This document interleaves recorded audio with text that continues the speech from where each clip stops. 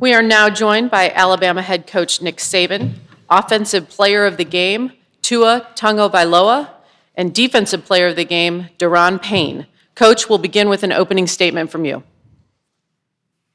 Well, first of all, I'd like to thank the College Football Playoff Committee, Bill Hancock and his entire crew, the city of Atlanta, for being a wonderful host for our team and our organization for this game. This was a very difficult turnaround for our players after being in the Sugar Bowl just a week between games, but very proud of the way they handled and managed and the maturity that they showed and perseverance that they showed in being able to come back in the game and win the game last night. You know, sometimes you win the game, but you don't necessarily beat the other team. And I think that we won the game last night because of our resilience, because of our belief in the system, trust and respect for each other, and just really being sort of resilient to whatever happened in the game. And being pretty relentless in terms of the competitive spirit that our players played with.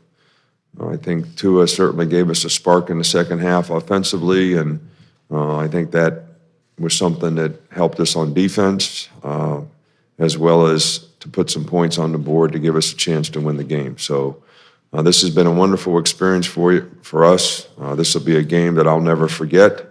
You know, just the ending itself. I think you forget that we scored on fourth down, missed a field goal to win, and then got sacked before we made a big play to win the game. So there was a lot of things that happened that were critical moments in the game that really, really pleased with the way our players responded each and every time they had a circumstance that seemed like it might be very difficult to overcome. Let's open it up for questions. Again, we'll take questions for all three. Start right down here in the front.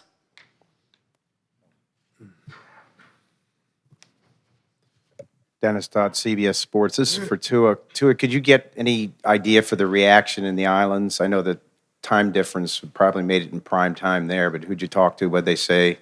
How are things back home?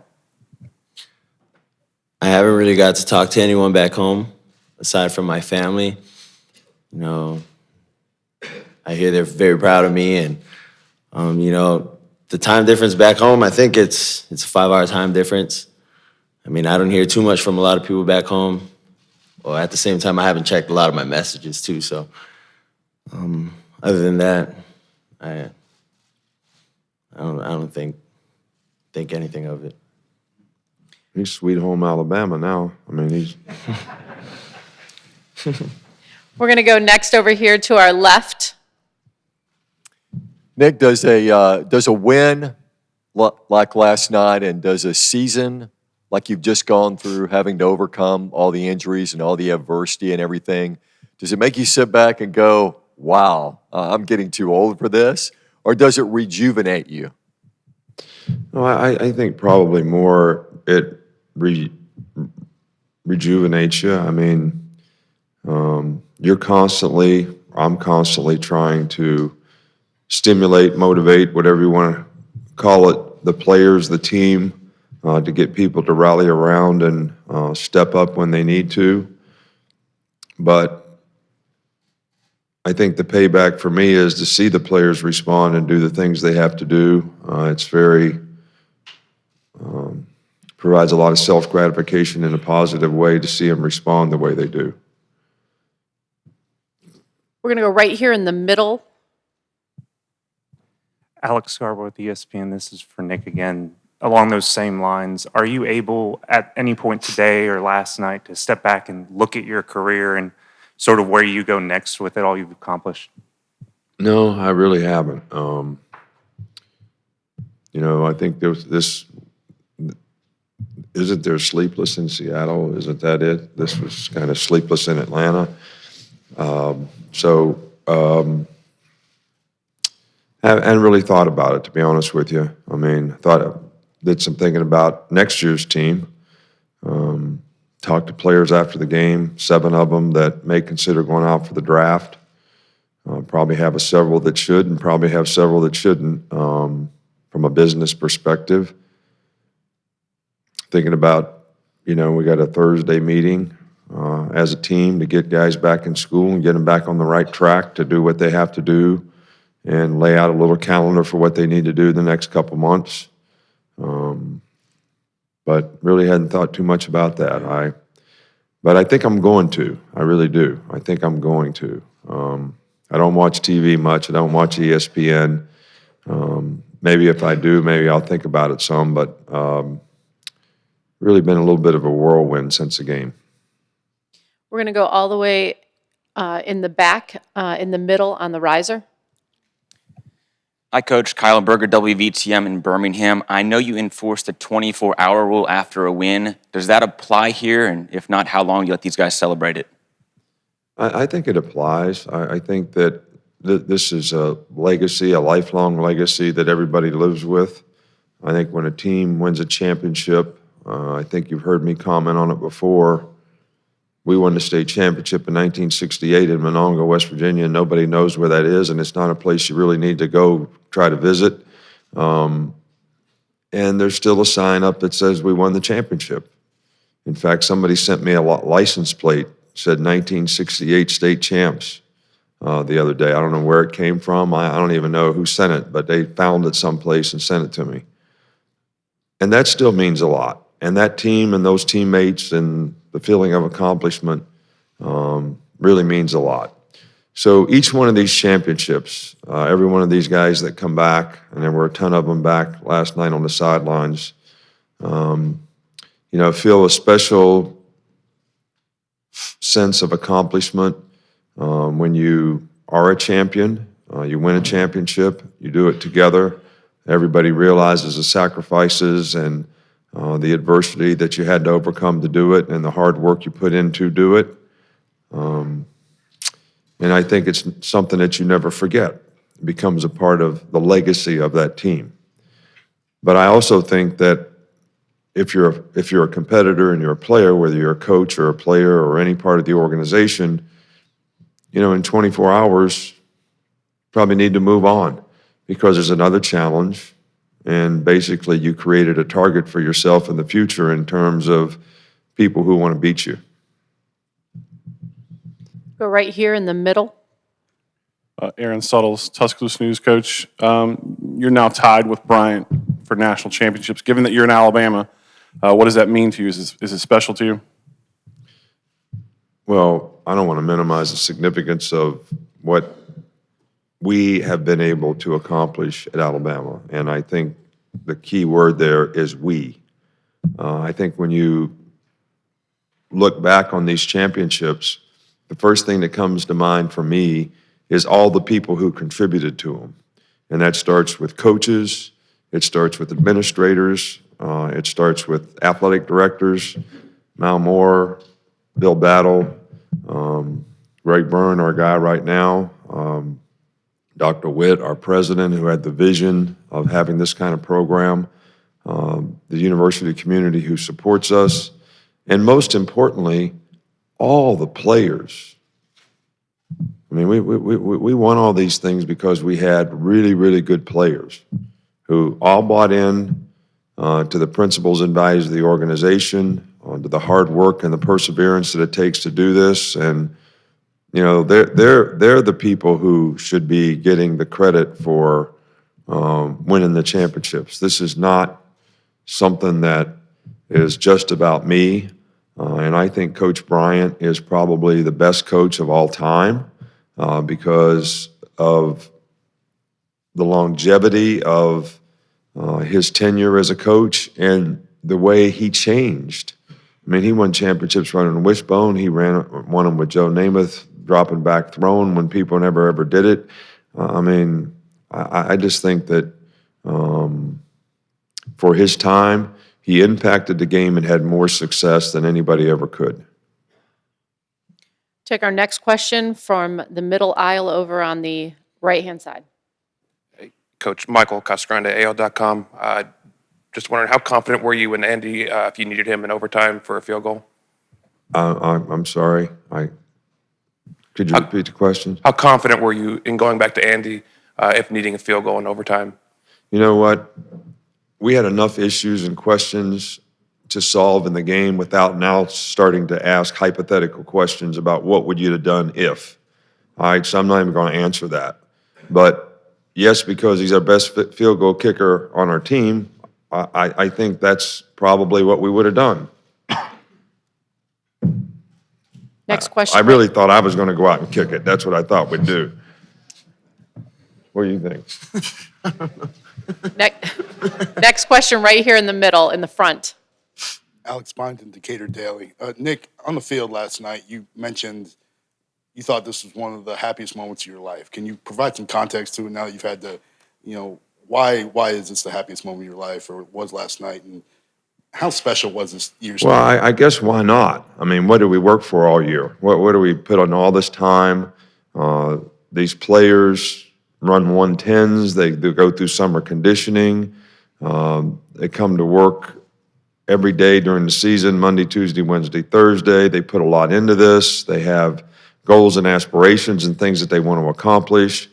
And I was happy for the players. I was happy for the people in our organization. I was happy for our fans. I was really happy. I mean, when you come back and win in a game like we did, if you're a competitor and you respect people who are great competitors, you have a tremendous amount of respect and admiration for the people out there who did it. And I think that's probably why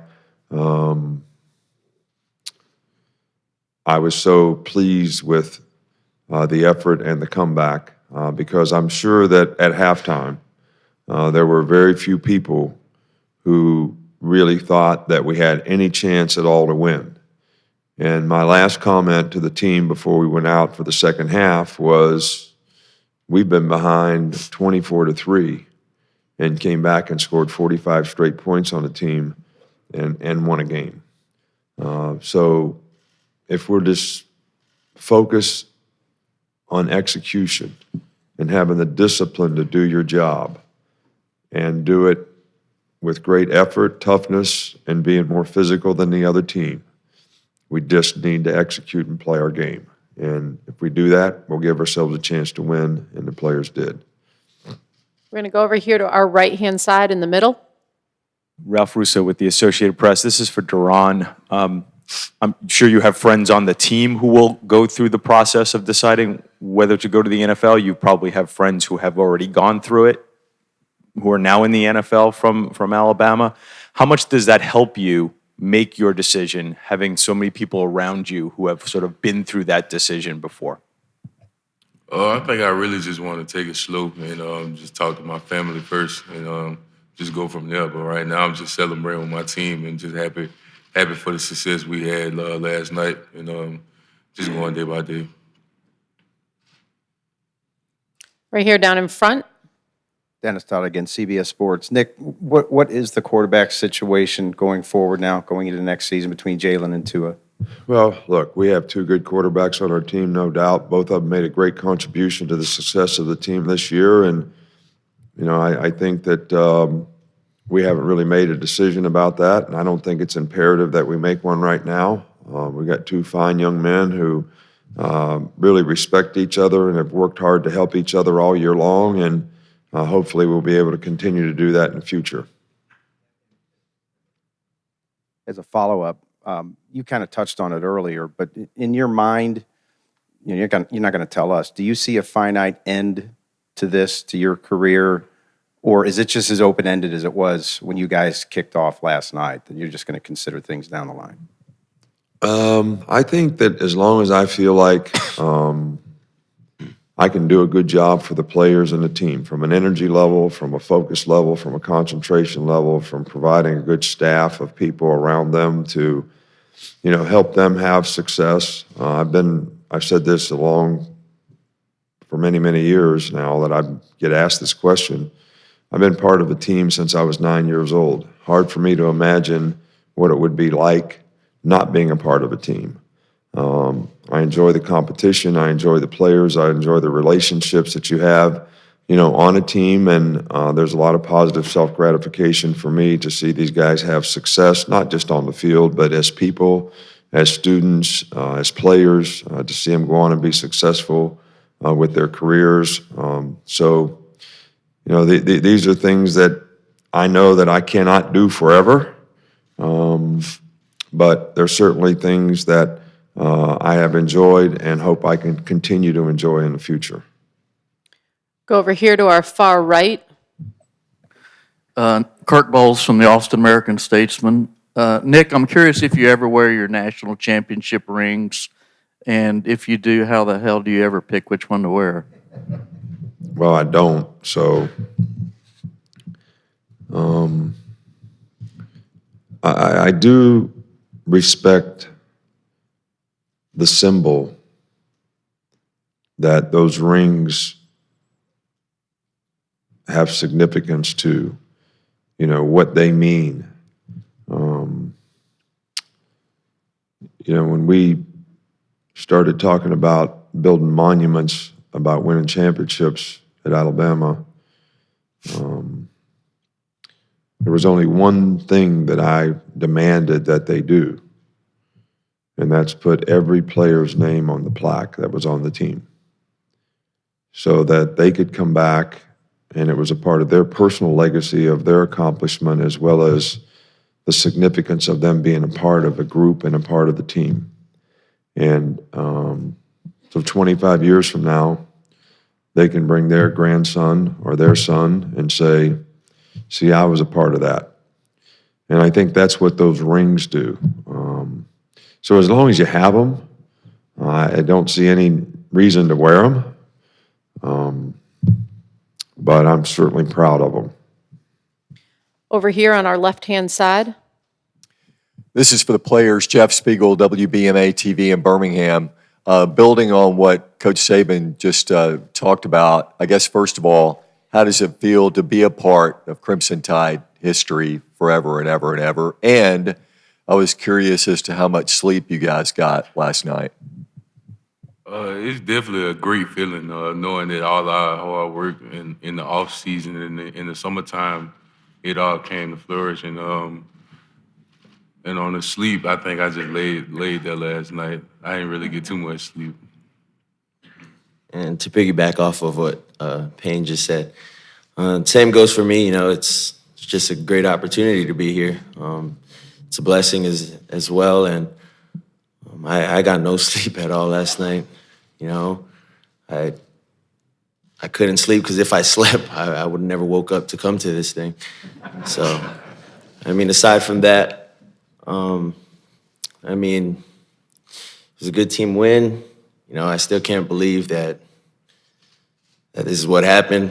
Just feels like another game, but yeah. Go right here in the middle. Yes, Dwayne Rankin, Montgomery Advertiser. First question is for Deron. When you guys as a recruiting class came in, I remember Ronnie Harrison saying, we're going to win a national championship. You guys have won 2. What does that mean to be part of this class that's been able to accomplish that in 3 years? Oh, it's a lot of fun just knowing that we came in and accomplished a lot of good things. And our classes as a whole have been, I think we played a big role in the championship that we won. And I'm just glad to be a part of the team and all the good memories. Secondly, Coach, Tua's made a lot of throws, obviously, but his run on 3rd and 7 to pick up the first down kept that drive going. Just speak to that play and how that got the ball rolling for him later throughout the game. Yeah, I always kind of tell, Tua that, the one thing we have in common is we're both sneaky quick and sneaky athletic. I'm right-handed, he's left. But I think that the one thing that people probably underestimate a little bit from his perspective and his standpoint as a player is he does have really good quickness. He is I think, sometimes underestimated in terms of his ability to make plays with his feet. And he made a fabulous play on that third down. Stay in the middle section right here. Ben Jones from the Tuscaloosa News. Could you talk about what happened with Mekhi Brown in the third quarter and whether you considered not putting him back in the game at all after that? What are you talking about? I mean, the penalty that he got?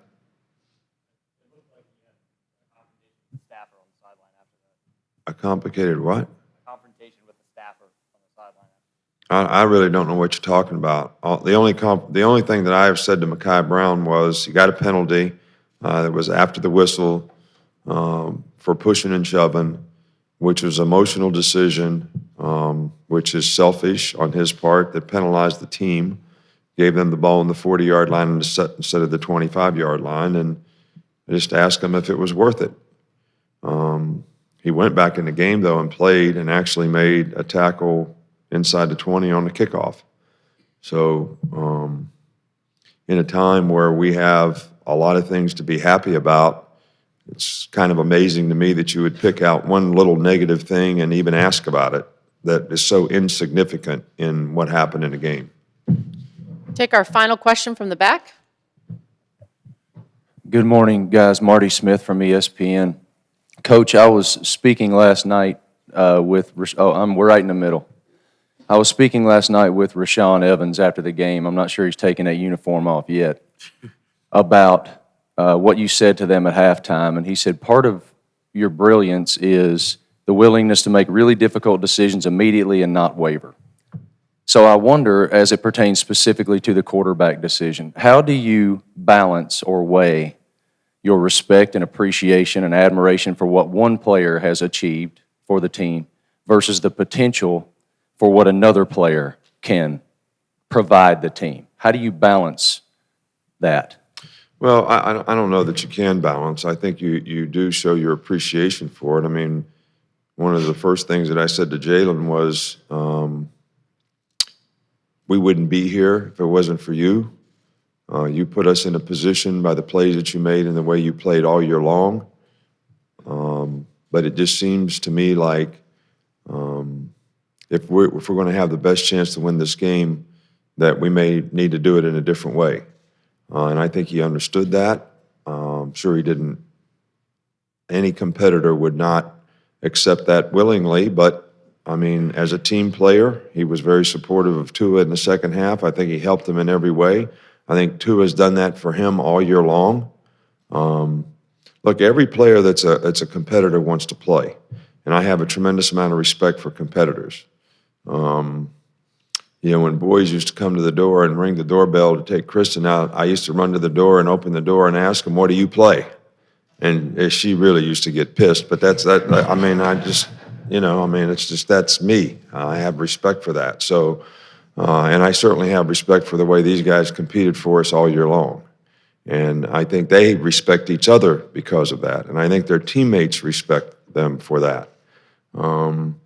You know, this happened once before when I was at LSU, I think in our first year. You know, Josh Booty was our quarterback. We got behind Georgia Tech like 14-0 or something here in Atlanta, playing in the Peach Bowl. And, you know, I just went in at halftime and said, Rohan Davey, you need to go play because we need a spark on offense and we need something to change. And we ended up winning the game 28-14. So sometimes you just, you know, a little change of style, a little spark sort of ignites everyone. And I think that happened in the game last night. And, you know, Tua gets a lot of credit for that, but I think his teammates responding to him was equally as important. Okay, at this time, we're going to transition into a couple photo opportunities. I'd like to invite all three of you to surround the championship trophy, if you would. Again, as a reminder, if I could get everybody on the floor to stay all the way down, we're going to do it in two sections. We're going to allow our folks back on the risers to get theirs first, and then we will go ahead and give you plenty of time. So again, if you guys could get all the way down so the back riser has a clean shot, please, please. Let's start with the folks on the back riser. Give them a couple seconds.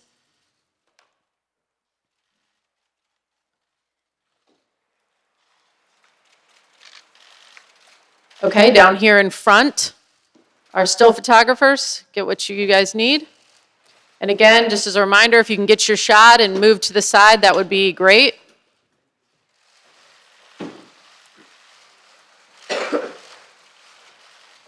Okay, Coach, we're going to ask you to stay, but we're going to allow the players to head back here for a second, and we're going to just do one more photo op with you and the trophy, please. Again, if I could get everybody on the front to please sit down and get all the way down. Let's let the folks on the back riser have their time.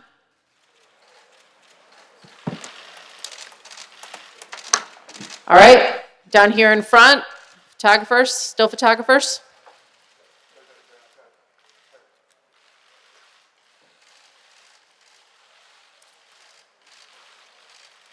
Perfect, thanks very much, Coach.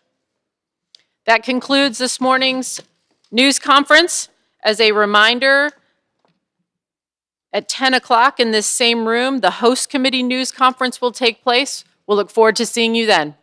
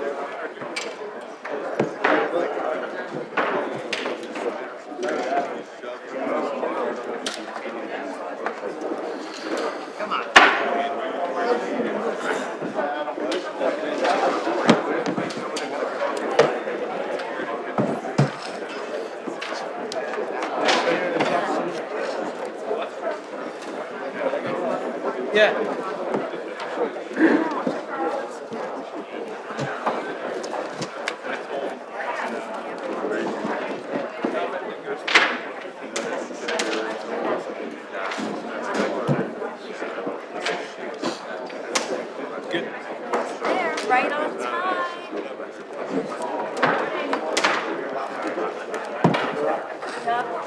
Travel safe.